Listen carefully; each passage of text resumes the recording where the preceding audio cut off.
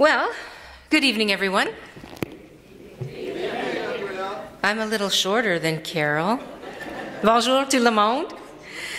I want to thank President Timmings for that kind introduction, and I also want to thank both Carol and Doris for making the RNAO such a strong voice for the nursing profession and a real leader in promoting healthy public policy in the province of Ontario. Thank you both very much for that.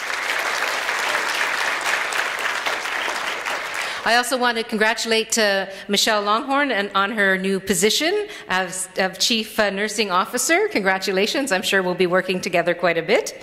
And also want to recognize and congratulate all of the effort that has been made in the culmination of all that work that we have to celebrate today with the launch of the book, right? The launch of your book, Transforming Nursing Through Knowledge. Aha, there it is. Is this my copy?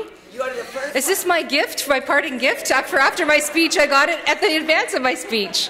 Thank you very much, Doris. No, this is an amazing body of work, and it's being utilized worldwide, and I'm so proud of the work that you all put into it, and thank you very much, not only for the change this is going to create in our own province and our own country, but around the world. Fantastic work. Thank you.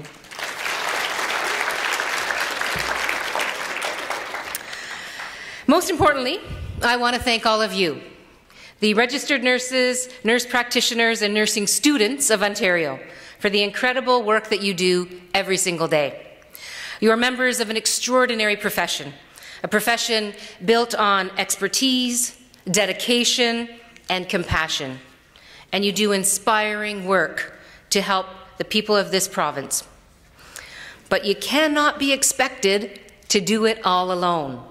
You should not be expected to do it all alone.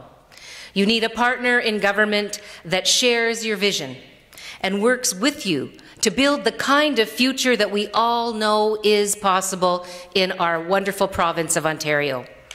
For too long in this great province, people have been told to settle for less.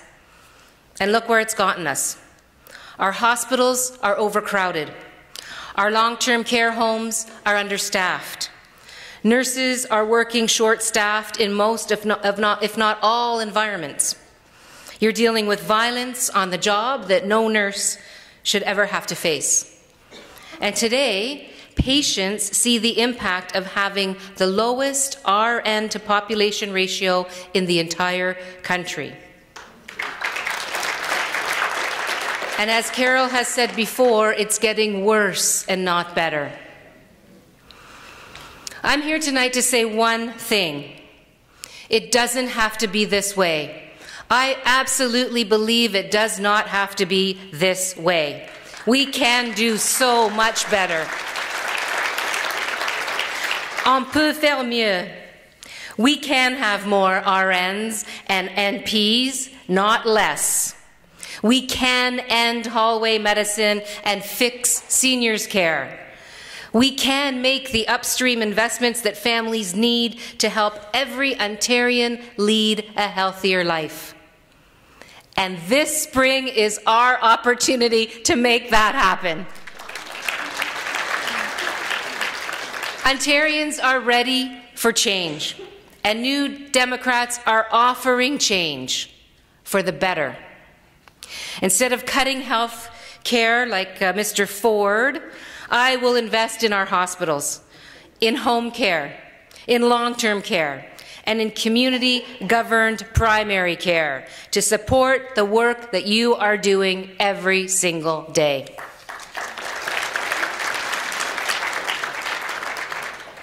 Our platform was released a couple of days ago, and I urge you all to look through it.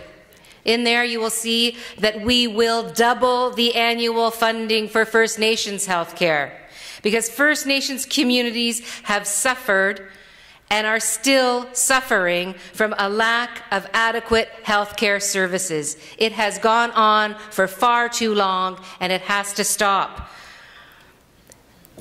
They're suffering from the horrible legacies of colonialism, and I will not stand by and let yet another generation suffer like that.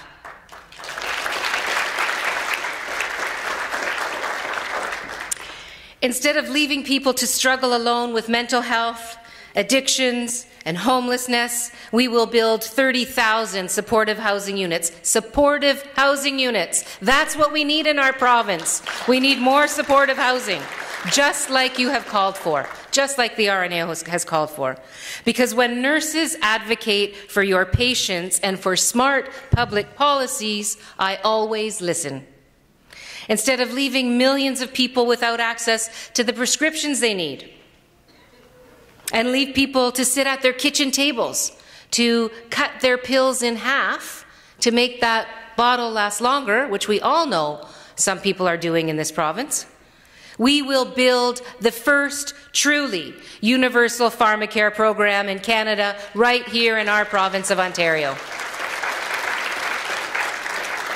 And more than that, instead of leaving 4.5 million people without dental care, we will make sure that every person in Ontario has dental coverage through your workplace or with your health card.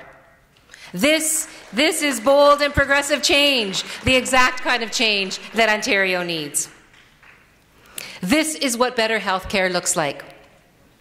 And that's why I'm running to be the next Premier of Ontario.